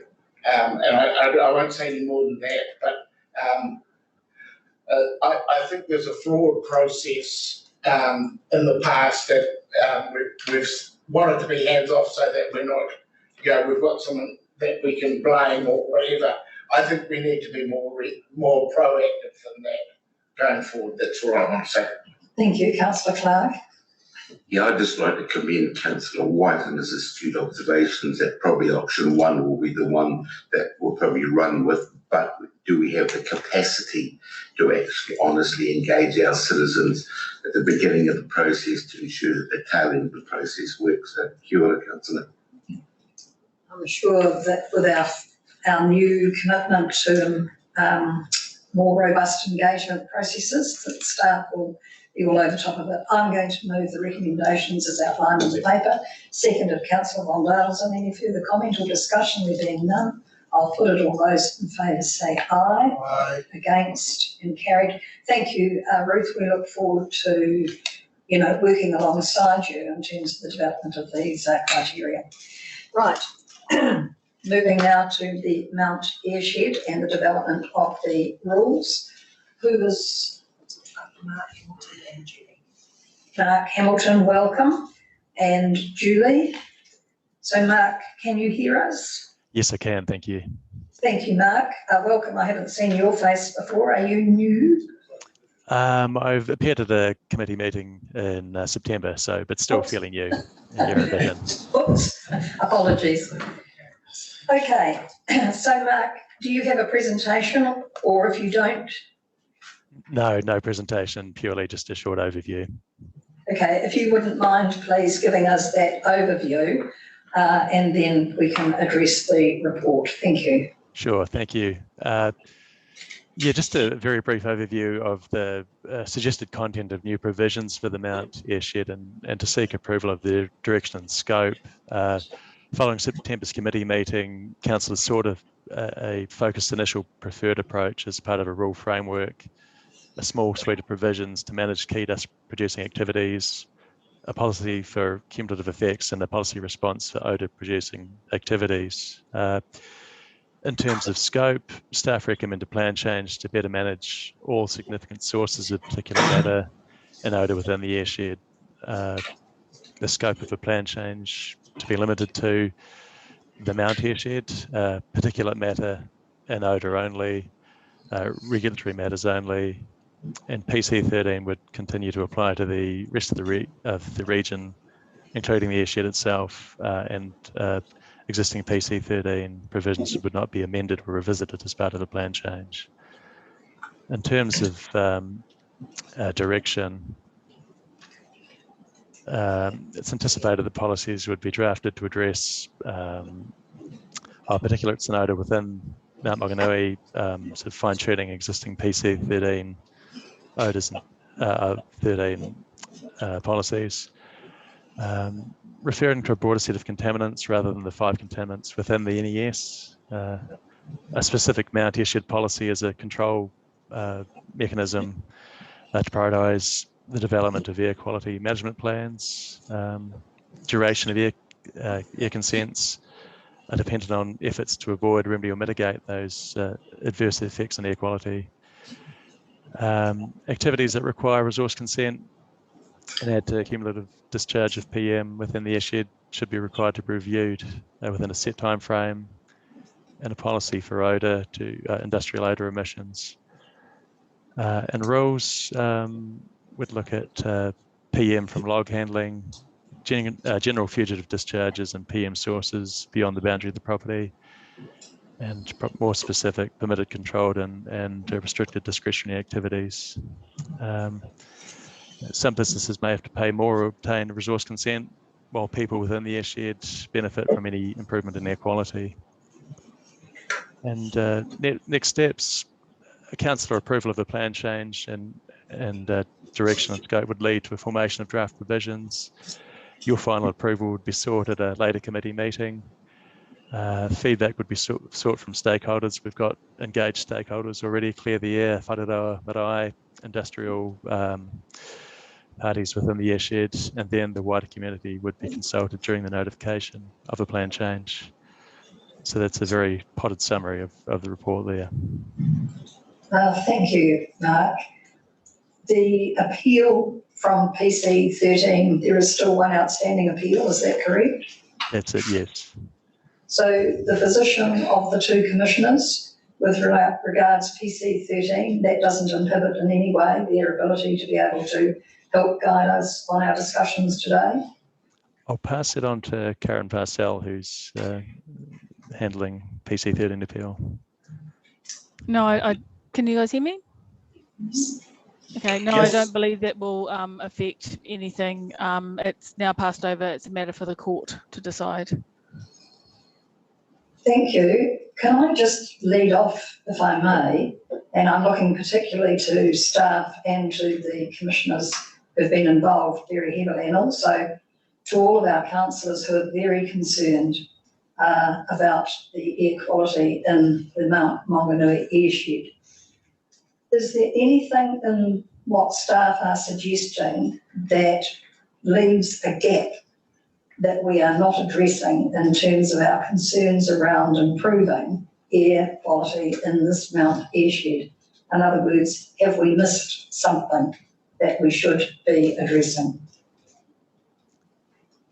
Karen? I don't believe so. This is actually, there is a gap now, and this is what's proposed to fill that gap. So to finish off all the bits that that Plan Change 13 didn't cover, because they were mount specific. So yeah, I think this would fill those gaps. So I recognise Councillor Eating and then Councillor Nees, but I invite Councillor Von Darderson and Councillor McDonald to perhaps also provide us with some guidance going forward. So Councillor Eating. Kia ora, Madam Chair, can you hear me? Yes. Okay, thank you. Yeah, my question is around the extension of the airshed boundary in Rotorua, and just around the impact of that extension, especially on those who have who would not meet the requirements and would have to find another way. Yes. Different report. It's the last one. It's a mount. This is the Mount Airshed report. I think you're referring to the extension of the Rotorua airshed. Yes, I am. Okay, so. We are not on 8.6, sorry. Yes, no, sorry. I should have clarified that. Councillor Nees. Yes, my question, because the national air standards for equality are under review, and we're expecting amendments to the standards mid-2021. It's only halfway through this year, as I understand it. And everybody's saying it's likely to have PM 2.5 in there, which are transport particulates. So I just want to make sure that we're not closing that off, because once those air standards are implemented, they will become integral to our Mount Airshed, and we need to make sure that our plan is covering those. And since the airshed does cover a state highway with a lot of traffic, I think we need to be careful that we don't, that we are keeping both those processes so that they can be integrated, because otherwise we might find we have to have yet another process to update the air plan for the new standards. My other concern is, I understand that the appeal on the policy on bulk, is at AQR 22, is under appeal. But I'm just, and there may be some provisions that come out of that, but I'm unclear whether we will be putting in this plan a requirement to seal areas or that are unsealed, because you say that they aren't necessarily covered by that bulk handling provisions. I would like to see that any unsealed area that has multiple movements over it is sealed, or a requirement to put up dust screens where they're possible, possible dust contaminants, or a lot of exposure to wind, and there's bulk, some bulk materials. So I don't understand the link between the bulk handling rule and what is not covered and what we could usefully add in under cumulative effects. I just want to make sure, like Councillor Thompson, that we haven't closed a gap or ensured that all of the possible provisions are covered. Thank you. So through you, Chair. Yes, so to answer your first question with the National Environmental Standards, PM10 is believed to be one of the main contaminants managed under these new standards when they're released. It is a proportion of PM10, and in this area it's roughly 50%, depending on the source, of course. And managing PM10, of course, will still manage PM 2.5. So any rules, policies, provisions that will manage PM10 will also bring down the overall concentration of PM 2.5 in the area. Our initial indication from our monitoring is that PM 2.5 is not a significant issue. However, PM10 remains so. And it all depends on what they set the level of PM 2.5 at. So that remains unknown at this stage. but I'm confident that managing PM10 will manage the PM2.5 at the same time. So we can have another look at what it means for us once those standards are released. And your second concern is a very valid one. Rule 22 only covers the bulk handling of solid materials. It does not cover sealing areas, doesn't cover wind, none of those details. However, what it does cover is it requires a consent for handling of bulk solid materials over a certain volume, which could, in part of the consent conditions, if council gets the relief sought, would require them possibly to comply with consent conditions, which could include all of those very things that you mentioned. However, it does not manage just general unsealed areas or anything else in the airshed that isn't that activity, which is where this future plan change would fill those gaps that you've identified. Thank you. Councillor Von Daleson. Yeah, just speaking a little bit of history, the PC13 was instigated before an airshed was proposed. It was proposed while we were in our process, but we could not take it into account because it hadn't been submitted on. We hadn't sought submissions on that. I think it's real. Going ahead with this airshed now, it's a very specific area. It has specific areas of interest, and so it's appropriate that we actually can deal with this now, and that we do. I think, as Karen said, the PM 2.5 is a subset only, and will not be a problem for us in other words, the NES, what shouldn't be a problem for us, but even though it's not in yet, it will, hopefully, we will have better clarification even before we go out for submission. But I think it's a very sensible move to actually do this now, where we can actually, when we did PC13, it was a region-wide thing. This is very, very targeted, and so you can look at the likes of your sealing of areas and blah, blah. Thank you.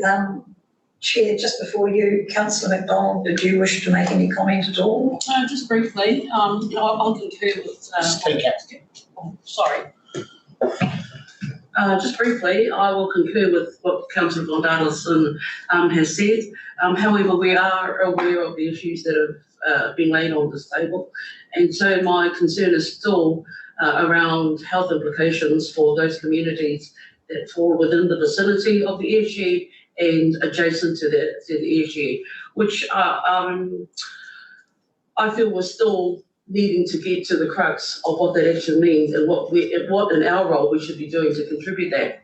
I also want to ask the question of staff: where is the Paul Beverley report? How far away is that? I think it's fundamental in using that report as well, not just around a council table, but certainly around the Mount Airshed working group that has come together to involve other sectors of our community. So, there's my question: where is that report leading before we actually go into the next Mount Air Quality meeting? So through the chair, we'll need to come back to you on that. Mr. Chairman. Thank you, Chair. I'm happy with the direction of travel as suggested by staff, but with one caveat. So it's the second last paragraph on the summary sheet, 56, which infers that there will be a process to reviewing resource consents. And I think we've got to be right up front with our community, and I seek some clarification here. Do not create an expectation that we essentially can't deliver on. My understanding is that if you have a resource consent and you're complying with the conditions of that resource consent, that the resource consent runs through to its expiry, unless there are substantive non-performance. If I've got that right, I think I'm right, as opposed to what could be inferred here, that we're going to review resource consents in a set timeframe. Am I clear? Have I made myself clear in terms of what my understanding is relative to what you're proposing? Yeah, your point's clear. Karen, that's referring to 1, 2, 3, 4, 5, the 5th paragraph on your executive summary, seeking clarification, please.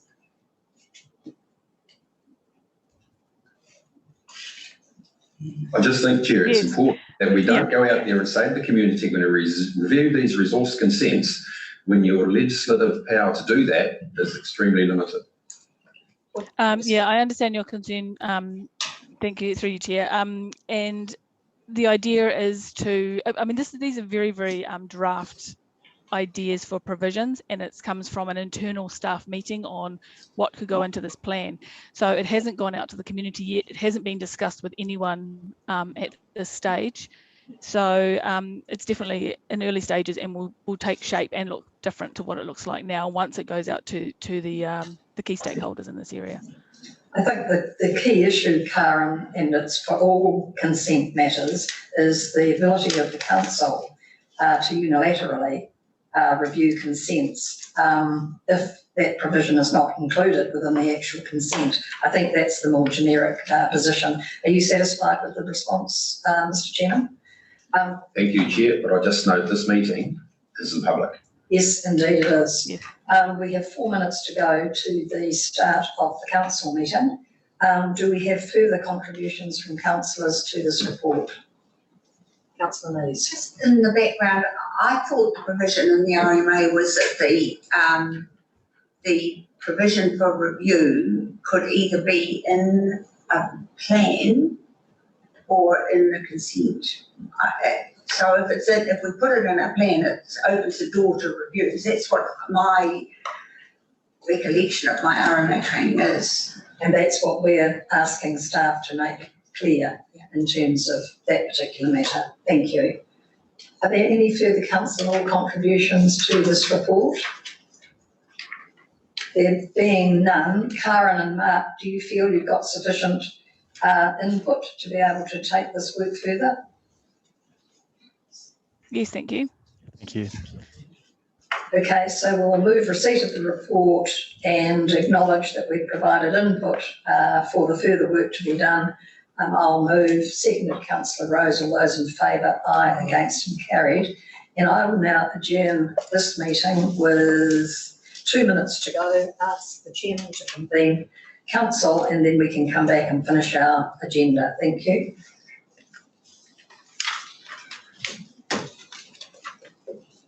Thank you. Thank you, Chair. So councillors, I'll declare the regional council. Indeed I am. Thank you so much. Right, we are now in the reconvened meeting. We're on to agenda item 8.5, approval of plan change 17. Do we have anyone? Julie, you're here, nothing to add to this report?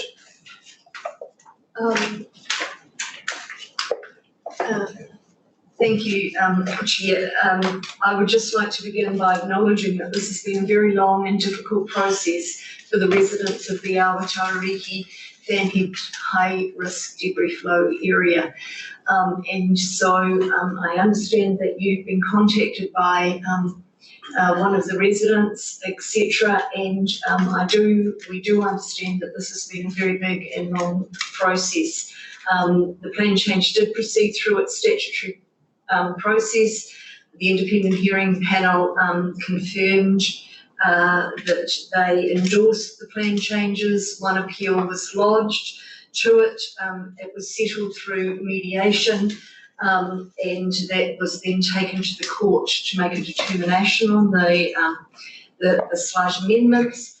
The Environment Court specifically considered the matters that had been raised with the councillors, and I'm happy to answer any questions in terms of that, about whether the process was appropriate, and whether people, had experienced coercion and duress during that process, and the court determined that they were satisfied that the terms of the statutory provisions that are in the process, the purpose of the plan changes before us, both the district council and the regional council, they may include the provisions within their respective plans, and that they're satisfied that the circumstances at Matata justify these plan change provisions. So really this is the final procedural step, because the settlement was worked through with the appellants and through discussions. And this is really the last step. Thank you. Thank you, Julie, and I think also thank you for acknowledging the extremely stressful and difficult time that this matter has caused the residents. So thank you for doing that, and we certainly acknowledge that as well. However, it's been through due process, and we're now being asked to confirm the process recommendations. Councillor Clark. Yeah, I think as kind of almost a closing comment, I mean, I was there in 81 when a well-known local developer managed to actually bully the Whakatane District Council into finally permitting that subdivision. My family was there when the event actually happened in 2005. And what is really interesting is in the course of the recent break, reading through local history, I noted that 1905, there was a commentary on the ability of that particular area to draw exceptional volumes of highly destructive rainfall coming down. And so the history of the whole place is done and dusted, and just a total poor council decision making from way to go. Yes. Councillor Eadie or Chairman Leader, do you wish to make any comments before we look at the recommendations? Councillor Eadie, any comments? Kia ora, Madam Chair. I'm just acknowledging really the difficulty of the situation for the residents and understanding that we get the kinds of emails that we all received from the parties affected by this, and really putting my mind also to the NPS urban development and the kinds of developments that are still being proposed. For example, out at the Piripai in Whakatane, and considering climate change and everything, I just think that we do have to avoid as much as possible, of course, these kinds of situations in the future, because they are very difficult for everyone involved. Kia ora. Chairman, any comment? Or yeah. So someone prepared to move the recommendations? Councillor Clark, seconded by Councillor White. No further debate or discussion. I'll put it all those in favour. Aye, against, and carried. Thank you. Moving now to the Councillor Eadie, to your report in terms of the extension of the Rotorua airshed. Who would have thought that this would have turned into quite an interesting process when you had your working party meeting? So, who is dealing with this particular matter? Julie's in. Julie. No, thank you. Elsa Weir, who is our planner who's been working on this, is on the screen, and Karen Parcell, her team leader, will be here to answer questions, and Elsa is just going to quickly take us through it. Perhaps I'll leave it with you. Okay, Elsa, so that's you to do a quick presentation for us. Thank you. Cool, thank you. Good morning, Madam Chair. Good morning, councillors. Tēnā koutou katoa. As we are all well aware, Rotorua experiences poor air quality, with the main source of this pollution being particulate matter from domestic solid fuel burners. The Rotorua airshed was created in 2005 to help improve air quality and work towards compliance with the National Environmental Standard for Air Quality, the NESAQ. There has been gradual improvement in the Rotorua airshed over the last 15 years, but it is continually at risk of breaching these NESAQ limits. It has always been anticipated that we would be extending this airshed boundary, but previous advice was that this would be done in conjunction with the implementation of the proposed amendments to the NESAQ. However, it was raised at the most recent Rotorua Air Quality Working Party meeting that the Rotorua Lakes Council are already receiving building consent applications for new dwellings, being built in subdivisions adjacent to the airshed, along with public queries as to which heating methods may be installed in these dwellings. Smoke from any solid fuel burners installed here may flow into the airshed, and the additional particulate matter could cause the airshed to breach NSAQ limits. This concern was taken to the Operations and Monitoring Committee at the end of last year, so that the issue could be referred to this committee for action at this first meeting here in 2021. The Operations and Monitoring Committee recommended that the airshed boundary be extended and indicated that the preference would be to future-proof the boundary as much as possible. Key considerations when looking at this extension include the proposed NESAQ amendments, the consultation required with affected parties, that a plan change may be necessary, the mapping requirements from Land Information New Zealand to ensure the boundary is clear and legally defensible, and the impact of our existing airshed specific Plan Change 13 rules on any additional properties that are included. With the direction for this future proofing in mind, 3 potential options for extending the airshed have been put forward, which I'll briefly run through now. Option 1, leave the boundary as is and retain the status quo, and revisit extending the boundary when the amendments to the NSAQ are in place. Given the speed at which development is occurring and the demand for housing locally, option 1 is not the recommended option. The airshed will remain a polluted airshed under the NSAQ until it has maintained an average of 1 exceedance per year for 5 consecutive years. The additional particulate matter from new developments adjacent to this existing boundary could jeopardise this compliance and will contribute to negative health outcomes. Option 2, thanks Jessica, option 2 is to extend the boundary strictly in alignment with development areas defined by the Rotorua Lakes Council. This includes the area of Pukehangi Heights over here, not already included in the airshed, and the proposed East Side Structure Plan area, which includes the Redwood Park subdivision on Tarawera Road. While option 2 provides a level of future proofing to the airshed, it is not considered to be the best option. Main reasons for this are because it does not take into account the possibility for further development to creep up past these areas. And conversely, it also includes an area out east here that will impact on a lot of people, but is very unlikely to provide any real benefit to the airshed. Staff have previously... Can I just ask a staff member, just indicate, we've got the map up, so that we can see what you're talking about exactly? It's Pukehangi. This It's is all T9. Yeah, T9 Road. This is the Ngāti Whakaui land. Yep. And Elsa was just talking about this industrial area here. It's at the airport. Yeah, correct, the airport and Rotokawa. Yep. So staff have previously identified the airport and Rotokawa areas as being unlikely to adversely impact the airshed due to the prevailing southwesterly wind direction, lower density of housing in this area, and the large areas of business use where solid fuel burners are rare. So then moving to option 3. Option 3 builds on this idea of basing the airshed on the identified development areas, but future-proofs around these areas by taking the boundary up to the Caldera Rim. This provides a clear topographical boundary rather than making arbitrary calls on where to draw the line. This option also excludes that most eastern part of the East Side Structure Plan, which, as we've just discussed, is unlikely to adversely impact the airshed. This reduces the number of affected properties and existing dwellings by around half in comparison to option 2. It is anticipated that by extending the airshed to this extent, that the boundary will also be future-proofed in relation to the potential NESAQ amendments, as by using this wide boundary, there will be no areas left that are likely to majorly contribute particulate matter to the Rotorua airshed. This option keeps it simple and clear for the public and gives certainty to developers and potential purchasers that the boundary is unlikely to change again given this wide extent.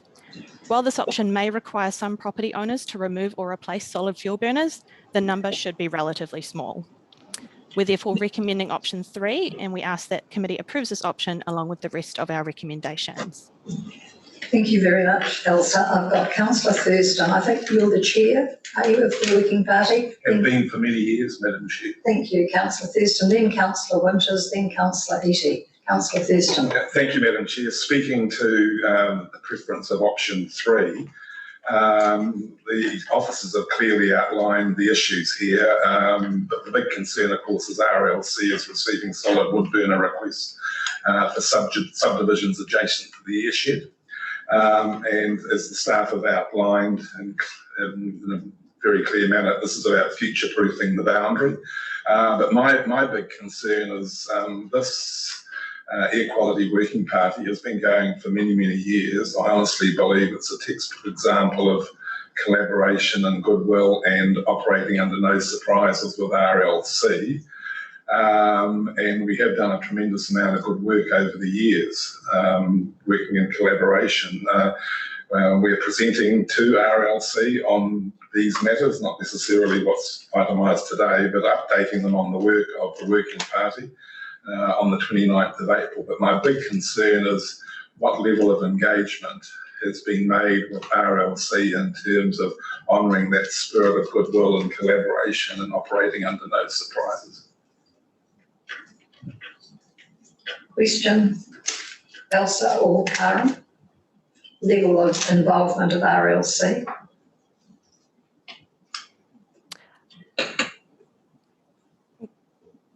In terms of talking to the staff at this stage? Are you referring to staff and elected members? Councillor Feston? No doubt we will refer to it on the 29th of April because the cat's out of the bag now. But in terms of engagement with key staff, to you, Karen, in particular, you know, would RLC consider themselves having been firmly in the loop in this proposal? I'm not aware of any staff having been contacted at this stage outside of the joint committee. Chair, I think it's pretty important. We know the sensitivities around RLC on a raft of issues that involve the regional council, and I just implore our staff to make direct one-to-one contact with RLC, certainly before Councillor Winters and I go into the Lions Den on the 29th of April. Indeed, I would have thought that's very important. Councillor Winters, then Councillor Eadie, but I think somewhere in all of this we have to actually get in front of RLC with this proposal. So Councillor Winters. Thank you, Chair. Yeah, so Lyle, well, I'm happy to second the recommendation, Madam Chair, with option 3. Thank you, Elsa, for a comprehensive timeline update. Yeah, we've been in this position for 15 years. We certainly don't want to go backwards in terms of having the 35 exceedances that we had in June and July on a regular basis back 15 years ago. I think we're down to 1 now. So this is about, as Elsa said, future-proofing our city.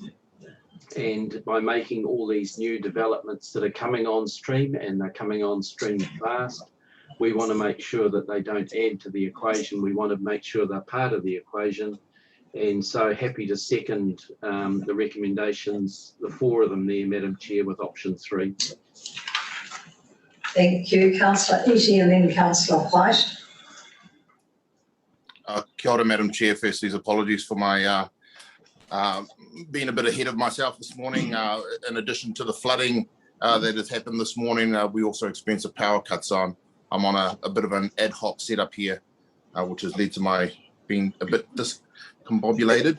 My question, Madam Chair, is around 4.4, the impact of operative rules, and just noting that it says here that the current incentive schemes that we have in place are ending in April, and I'm just wondering whether or not we're thinking of extending that with the extension of the airshed. My understanding is that we are not looking at extending those at this time. Karen, I don't know if you can elaborate any more. Yeah, through you, Chair.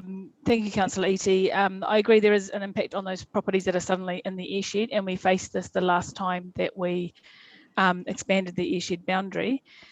Basically, any existing houses, so that any new houses being built won't be affected straight away because they're not built, they don't have a burner, therefore they don't have to remove anything.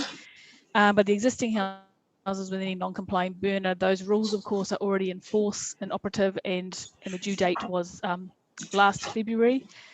But however, they are non-complying activities, which means we can grant consent if they apply for it. So implementing depending on what the numbers are, and we don't know for sure what they are yet until we know the extent of this boundary, we can look at options for easing those households through this process, and consents is one of them, and we can look at incentives if that's deemed necessary. But at this early stage, we don't know exactly what's required, so I think it would be better if we wait and see and then come back to council with those options. Okay, Councillor Eadie. Yeah. So I've got Councillor White, then Councillor Nees. Through you, Madam Chair, I just want to endorse and acknowledge Councillor Thurston and Councillor Winters for their longevity in this space, and I wish them well come the April week. I'm happy to be in support, but I just want to make a comment on the developments there that will have implications in this sense.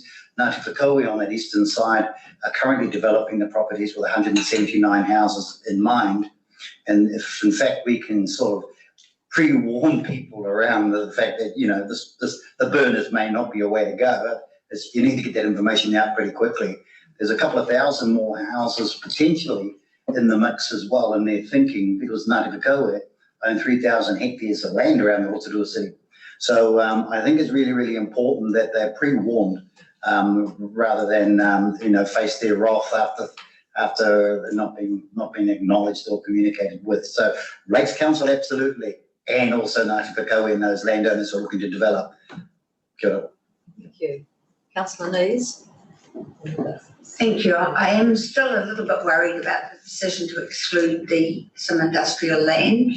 I do know that the bulk of the problem now for the airshed is domestic burners, but initially when we first had the problem, there was an area of industrial land that had to be cleaned up in the Tenai Road facility, as I recall. So, there was a lot of work that our staff did to make sure that those businesses were operating correctly, and it had to do with sealing yards and sweeping things up. So I'm just very cognizant of the problems we've had with the Mount Industrial airshed as industrial development continues. There is a risk in the future, if we don't have some sort of control over it, that there could be contributory effects from industrial activities. So I'm seeking further confirmation from staff they see no risk in leaving that out, because I would hate to be sitting here in 2 years and have someone coming to us and saying, well, look, we've got a problem with industrial activities in this area, and we chose not to include it within the airshed. Karen? Yes. Yes, of course, the Ngāpuna area we did have significant issues with, and of course that remains within the airshed and will continue to do so. Are you referring to the new industrial developments up to the east there? By the airport. By the airport? Okay. So Councillor Nees is asking for advice with regards to what risks to be run if that's not included. If it's not included. So we have talked to Shane Ironmonger, who of course is our air quality scientist, and he assures us that its particular location doesn't pose and with the prevailing wind direction from the southwest, that doesn't pose a significant risk to the airshed as a whole. Yeah, so that's our advice from the scientists. Therefore, that's the advice that we've taken and has gone into these options. Yes, except the airshed as a whole, that's part of the south and part of the west. I'm just thinking about the people that are living and working in that area. If it's not within the airshed, and there are significant effects. So, I accept the balance of the airshed. It may not impact, but it might impact on the people working in that area. So my question is still, are we absolutely certain that we've got the right provisions so that there could not be a problem, particularly if there are going to be homes developed up and around that area through other land? Okay, thank you through you, Chair. Yes, okay, I understand the question now. The rules that we have in place with Plan Change 13 are are all focused on domestic burners. So therefore, whether an industrial area is included or not, the rules aren't going to impact on them. However, our region-wide rules will still apply to any area within or without an airshed. And our same responsibilities, of course, which is to manage the air quality in those areas. So they will still need to apply for resource consents if required, manage the air, so no adverse effects beyond the boundary. So they will still be managed by us, just not necessarily as part of the airshed package, which is focused on the domestic burners. Thank you, Karen. Before Councillor Brunning, just to remind us, we have a motion that has been proposed and seconded, incorporating 1 through 4 of these recommendations. So that is the motion that's on the table. I am going to suggest it may need some amendment that might require the movers to think about that in terms of more timely engagement. But Councillor Brunning. Yes, Madam Chair, I'm still concerned about the accumulative effects of adding another area and still allowing presumably only pellet burners. But you would have thought in this day and age that a new home, even in the Rotorua area, would not necessarily require any sort of burner and that electricity could be used. So it just seems to me that you're adding to the problem rather than subtraction from it. So I'd like some assurance. Yes, through you, Chair, I do understand that concern, and pellet burners, of course, the decision to allow them as permitted activities within the airshed was based on a number of all the information that we had at the time, including the existing airshed boundary that we had. They're not a very popular choice, or they certainly weren't back then. They tended to be not chosen by a lot of people. They may be increasing in use, and it has been a concern that all of a sudden everybody could go and put in pellet burners. Even with that concern, they are very, very clean. They're designed to only burn a certain type of fuel to a certain standard, and they're quite clean, even in real life conditions, unlike wood burners, which of course people can put whatever they like in and tend to burn a lot dirtier than they do in the laboratory test. So, but it is something that has been of concern, and we need to look at when it comes to the national environmental standards and when they are released, and to look at what the future package of rules will look like for Rotorua, depending on what that PM 2.5 threshold is set at, as I've alluded to before. Councillor Thurston. Chair, I'm happy to add a further resolution in line with Councillor Nee's request that we seek further reassurance and confirmation from the scientists with regards to the science and the research that supports the exclusion of the area joining the Rotorua Airport. So I'm happy to further. Councillor Winters is the seconder of the substantive motion.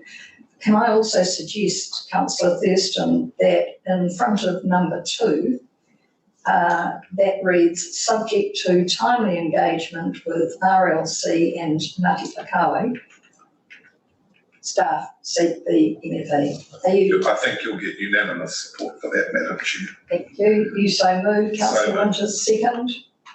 Any further debate? Councillor Crosby. And I like that if they're an interest, obviously have an involvement in Rotorua.